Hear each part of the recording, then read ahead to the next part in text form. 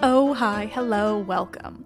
This is Let's Talk About Myths, baby, and I am your host, Liv, here with another episode in this month's special series on women of mythology. As if my whole podcast isn't mostly a special series on women of mythology, but this month it's explicit. Well, I put out a Twitter poll for what play to cover this month because, frankly, I think plays like Sophocles' Antigone are a little overdone. I will get to that play eventually, but in the meantime, there are just so many other stories of strong women of mythology that are told half as much, if not far less, than Antigone. We're going to give those ones a voice first, especially because in this case, the play is essentially Euripides' retelling of the same story covered in the more famous Antigone.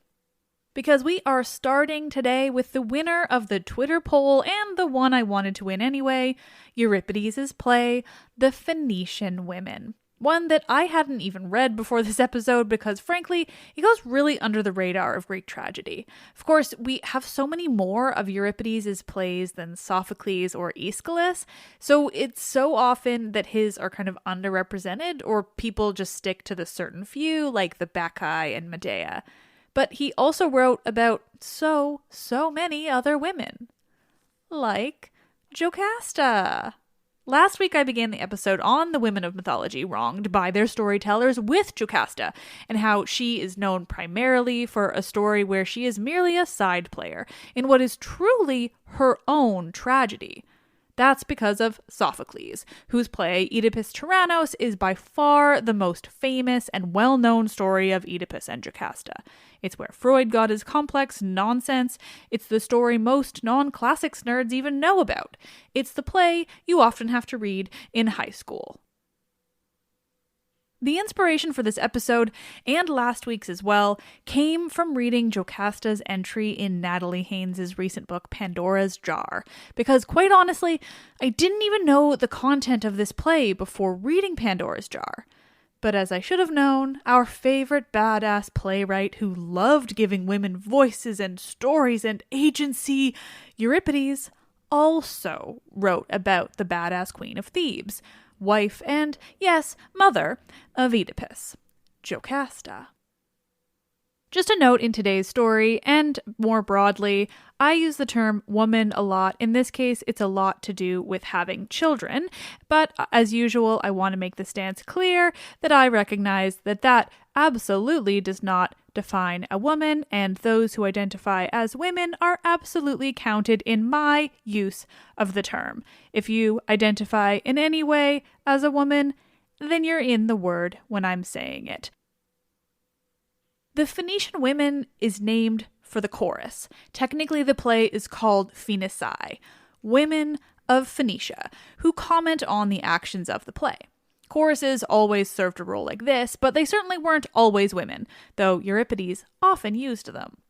These Phoenician women came to Thebes as so-called gifts for Apollo's oracle in Delphi, chosen from the women in their town. But they haven't made it to the oracle yet. They're stuck in Thebes. The key piece in choosing these Phoenician women as the chorus is that not only are they not native to Thebes, they're from the east, foreigners, beyond the Greek world, but technically from the homeland of the city of Thebes founder, Cadmus, which serves to link them to the story in a really separate but meaningful way. The Phoenician Women was first performed at the Great Dionysia Festival in Athens between 409 and 411. Everyone says a different date. And according to some, it was presented by Euripides alongside plays called Hypsipyle and Antiope. Hypsipyle being the woman Jason was an asshole to before he was an asshole to Medea, and Antiope is an Amazonian queen. What I would not give to travel back in time and view that trilogy of works by Euripides. My heart aches. The Phoenician Women begins shortly after Sophocles left off with his story. Sort of. You see, Laius is dead, the Sphinx is dead, Oedipus and Jocasta have been married, they've learned the truth of their lives, and Oedipus has blinded himself. But where Jocasta dies by suicide in Sophocles' play, off stage and with little to no fanfare at all, Jocasta remains very much alive in the Phoenician Women and very much still the queen of Thebes. Where Jocasta is a fairly minor character in Sophocles' much more famous play, Oedipus Tyrannos, she is the star of Euripides' play. In fact, she begins the performance with a speech. This is episode 116, Jocasta Beyond Oedipus, Euripides The Phoenician Women, Part 1.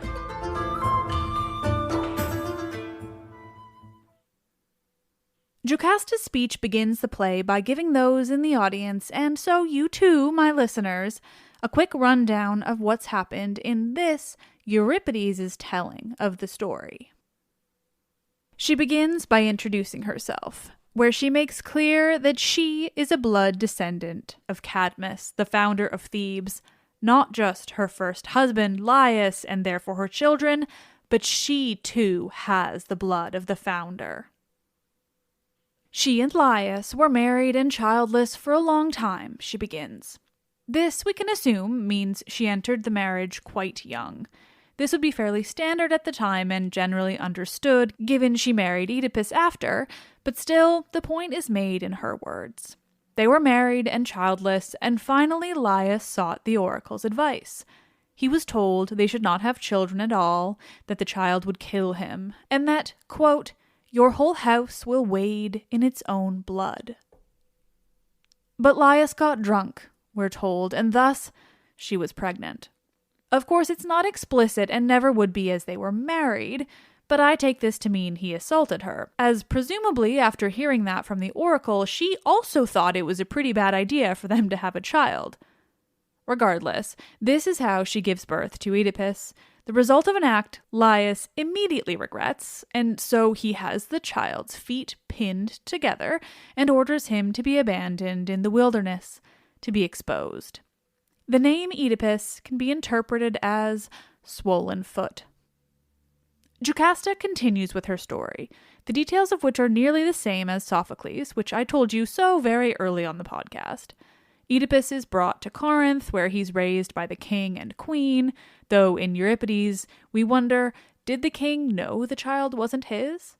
Or, as Natalie Haynes presents in Pandora's Jar, did he not see enough of his wife to notice that she had not, in fact, actually gotten pregnant?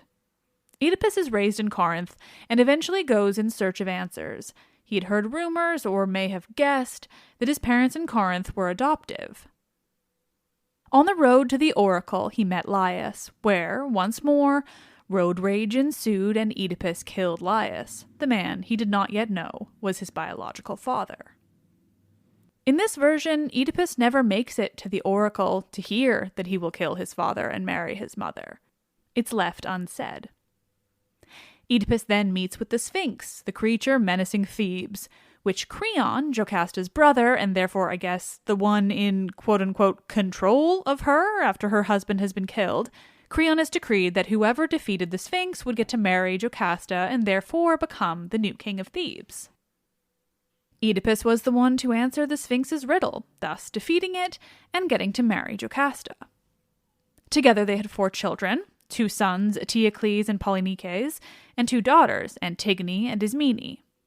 I rush through this part because, well, it's just the first speech of the play, but also it remains as Sophocles told it, for the most part, and there are 2 early episodes of this podcast covering Sophocles' version.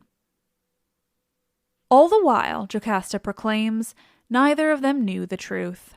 That Jocasta was his mother and his wife, and Oedipus her son and her husband. Thus, the tragedy. Oedipus learned the truth and, in his shame, blinded himself with pins. And now we diverge quite notably from Sophocles. When her sons were grown, Jocasta explains to the audience, they determined to shut Oedipus up in the depths of the palace, locking him away from the world, and therefore locking away the shame of him. She, meanwhile, retained her place in Thebes as respected royalty, as the queen of Thebes, as the mother of sons who would lead the city. Which is where she now finds herself. There was no clear heir between the two sons, Eteocles and Polynices, and they determined that if they both remained there in the city, there would surely be trouble in Thebes, as their somewhat cursed family had shown. So they came up with a compromise. The brothers would, in essence, take turns. First, Eteocles would rule, and Polynices would go into self-imposed exile. He moved to Argos, where he married an Argive woman. But at the end of a year, when they were meant to swap places, Eteocles refused to give up the throne. Thus, the potential war they now find themselves in. Polynices has returned to Thebes with an Argive force and is waging war against the seven gates of the city. Of course, Aeschylus told the story of this war in his work, Seven Against Thebes. Jocasta, though, is the one telling us all of this, and as a mother, all she wants is for her two sons to stop their battle, to stop trying to kill one another. She wants her family reunited and peace between her children. She's proposed a truce so they can speak to one another, and she awaits a messenger with the news.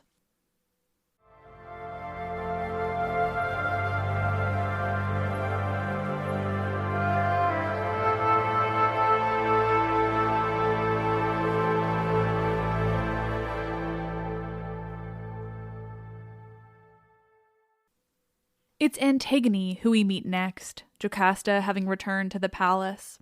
Antigone and an old enslaved man, her teacher, search for the highest roof in the city from which to view the Argive army that Polynices has brought with him, to wage war on his own city, his brother, and by extension, the rest of his family. Antigone's teacher is well versed in the army brought by Polynices and explains to Antigone who everyone is, because it seems it's he who brought the message of truce to Polynices. They watch the army and eventually Antigone spots her brother. Even though he's about to wage war on her city and her family, she wants to run and hug him. The complexity of their situation is recognized, that neither is explicitly in the wrong or the right. Polynices has been denied his birthright and the agreement he came to with his brother, and this is what he feels is the only solution. Antigone, meanwhile, recognizes the tragedy of it all.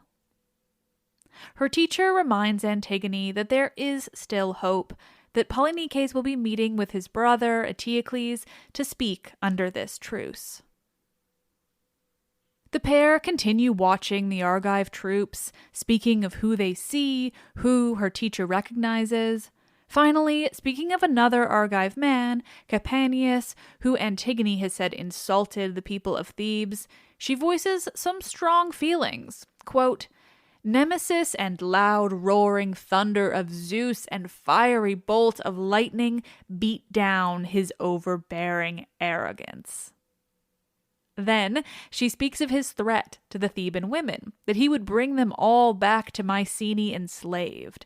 She finishes, quote, "Never, goddess Artemis, golden-haired daughter of Zeus, never let me suffer such bondage." With that, her teacher directs Antigone back into her room.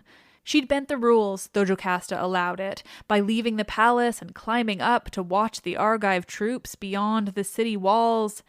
And, for no reason at all, her teacher ends their chat with a horrible comment directed at the women of the chorus, who will enter as they leave. The translation I'm quoting from proposes that it might be a bow to the Eteocles of Aeschylus, who acted similarly, because her teacher ends his lines, quote, "Women take a perverse pleasure in having nothing good to say about each other." With the arrival of the chorus, once their own story is told, that of being en route to the oracle enslaved, caught in Thebes by the war, Polynices arrives under the truce. That these Phoenician women share blood with Polynices and the royal house of Thebes is made very clear. Polynices arrives, but he's untrusting. He's not certain his brother and the Thebans will hold up their end of the bargain. But he's there all the same. The chorus announces this to Jocasta, calling to his mother within the palace, calling out to her to greet her son with loving arms. Women of the chorus using matriarchal language, calling to Jocasta, not Eteocles, to come out and greet Polynices. Jocasta is the lead here, but she also appears to be treated as a leader of Thebes itself, as certainly one of its most respected citizens. When Jocasta greets her son, we're once more treated to explicit mothering. She's so happy to see him, talks of how he's been missed this whole time by the people of Thebes, if not by his brother Eteocles. She hugs him, she's affectionate and loving. Jocasta gets not only to be the lead character of this play, a strong woman who's clearly very important to the city of Thebes, but she gets to have a traditional, quote-unquote, woman's role. She's a traditional woman of ancient Greece, her primary role in society being that of a caring mother, and she gets to be a strong queen of Thebes. She speaks of Oedipus, too, though just to say that he's still locked away, ashamed of what he's done to his children, longing for his own death. That is to say, her husband is a side character, shut away and ashamed always. The man whose story is the much more famous one traditionally. He's a bit of an afterthought. This is all about Jocasta. She is very clear. She just wants it all to end. She wants her sons to stop fighting, for things to be good and happy. She laments that Polynices has married outside of the city, that she wasn't there for it. Her family is her primary concern. To cap off Jocasta's speech, lamenting her family, her children, just wishing for it all to be good again, the chorus notes, quote, "Giving birth holds a strange power over women, and all womankind is child-obsessed." A fascinating line, both making clear that women here are human, but also the power and complexity that comes with giving birth and being the matriarch of a family. Of course, it's problematic now, but when it comes to ancient Greece, it was pretty revelatory to give women that kind of power. Polynices' response to his mother is equally interesting. He mentions his fear in arriving there in Thebes, that he wasn't sure it was a good idea, that he was worried Eteocles would cause him harm, that it was Jocasta's reassurance that brought him there. He talks of the emotions he felt arriving back in his homeland after all that time, the tears that he shed in seeing the things from his childhood.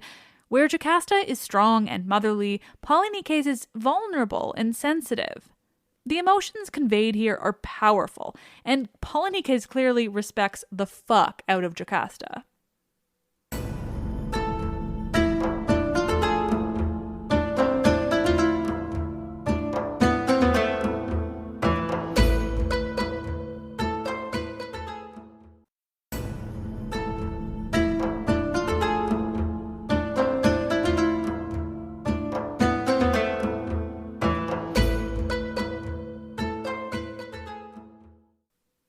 Before long, Eteocles arrives.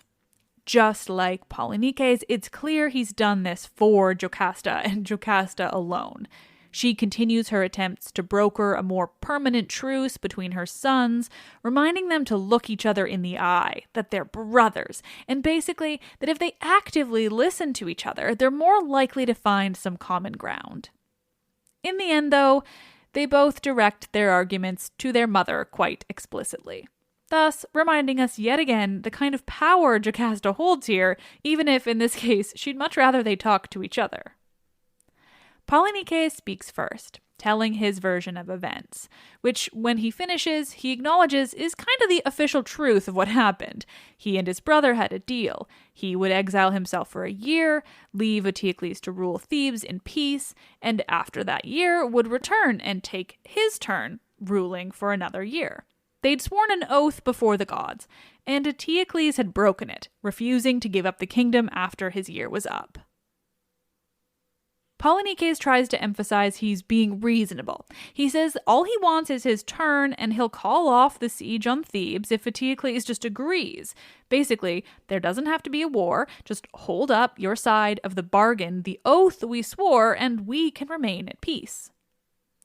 Eteocles counters, saying that he'd be a coward to give up what he has in return for something so much less.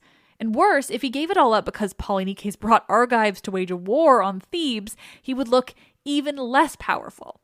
He doesn't have an argument for how they got to this point, beyond saying he just doesn't want to give up a good thing. He does say, though, that he could agree to let Polynices stay in Thebes in peace under certain terms, those terms being he's not ruling, but that he won't be giving up his rule. Nope, war it is, he adds. In essence, he finishes by saying, let's get this thing going. Not to lay judgment, but also definitely to lay judgment, even though Polynices is technically the aggressor here, having brought troops to Thebes, he's far more reasonable in these speeches than his brother, and essentially does seem to be just trying to get what is owed to him, what they swore an oath for. I mean, he's still wrong to wage war against his own city, but I can see where he's coming from. This seems to be a divergence from Aeschylus's more famous telling of the story, the Seven Against Thebes, where Eteocles is the star of the show. I truly wish that I could quote all of Jocasta's dialogue to you all, but we'll have to settle for yet another badass line. Because Jocasta's response to Eteocles announcing that he won't agree to anything beyond the war between brothers, between Argives and Thebans, is to tell him, quote, Eteocles, my son, not everything in old age turns out worse, but life's experience has some things to say more soundly than youth. Essentially, I, your mother, am older and wiser, and you're being a little dink. She continues, trying to convince Eteocles of how wrong he is in this situation. He's acting as a tyrant, something the Greeks knew to be particularly awful. Tyranny is bad, but the English word means what it does because of how the Athenians felt about some of their early kings before their version of democracy. Jocasta simply points out what Eteocles has already said, how dangerous his actions are, and what they could mean for Thebes, for the Cadmeans as a people. And referring to them as Cadmeans here unites them, of course, to Cadmus, their founder, but it also emphasized that what could be wiped out by this war isn't necessarily the entire city of Thebes itself, but it is the Cadmeans, the line of Cadmus, i.e., their family. She makes it as clear as possible. What if you lose? The Argives will come, they will enslave the Theban women, who will be raped. I'm referring to two translations here. The Wickoff translation says they'll be assaulted and ravished. The Lushnig uses the word rape explicitly. Both, though, make clear that Jocasta is making clear that these women would be sexually assaulted, and that that is one of the worst results that would come from this war. And we all know how rare it is that this fate for women in Greece is actually acknowledged for the tragedy and horror that it was. Jocasta doesn't stop at trying to convince Eteocles, though, because when that fails, she turns to Polynices and attempts to convince him not to continue the siege. What would you have to show for it?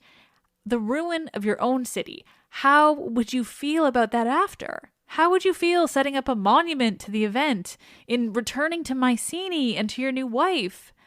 Jocasta finishes, quote, when two men confront each other in madness, the result is tragedy.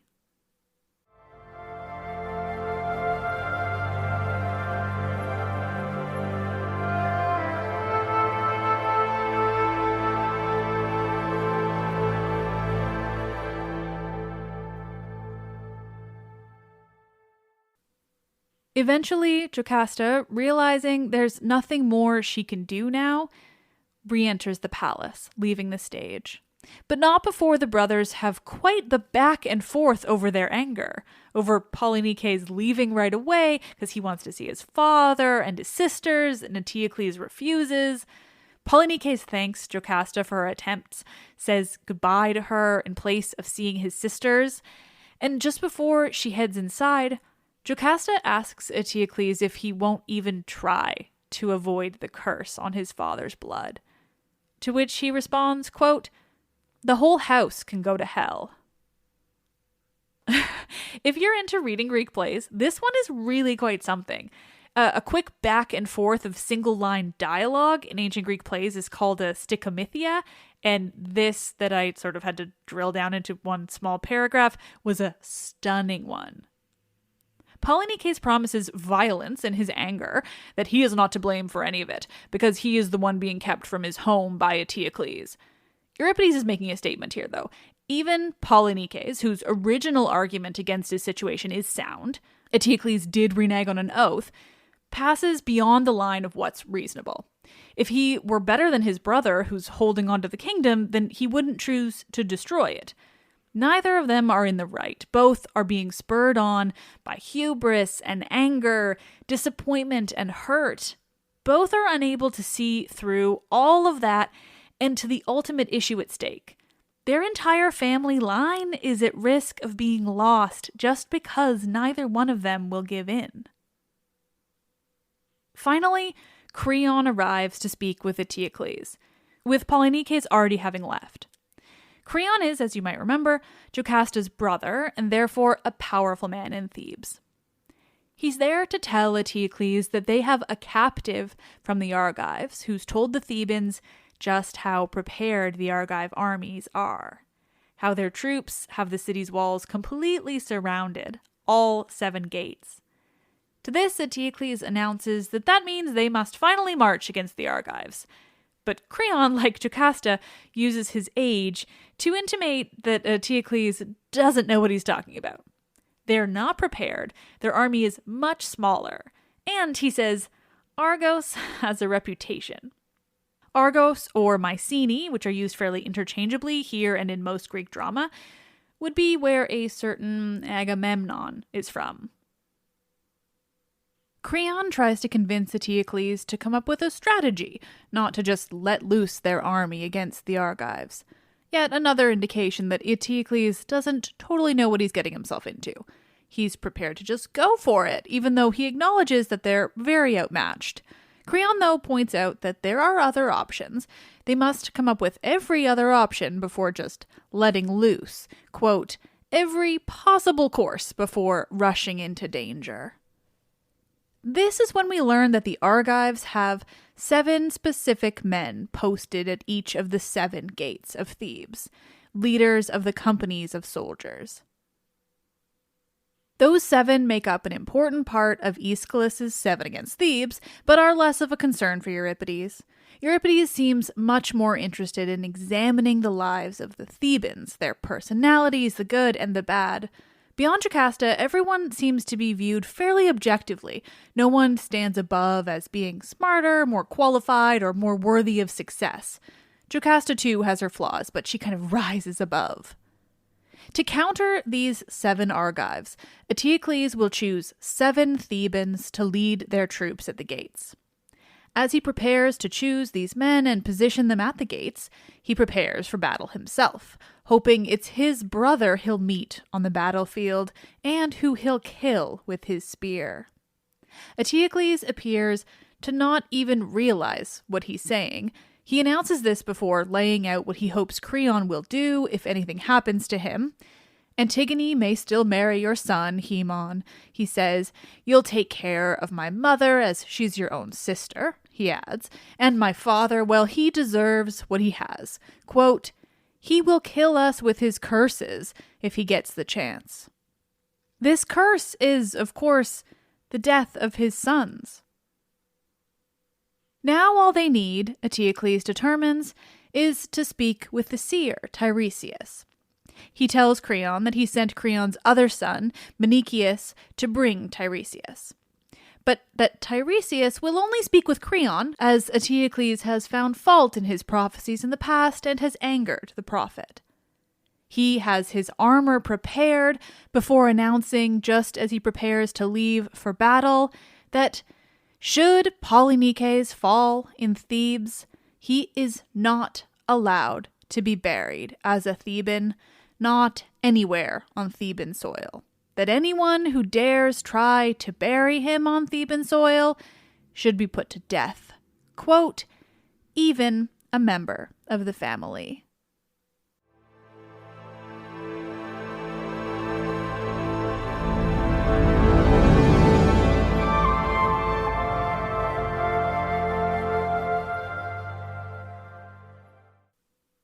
Oh, nerds, thank you so much for listening.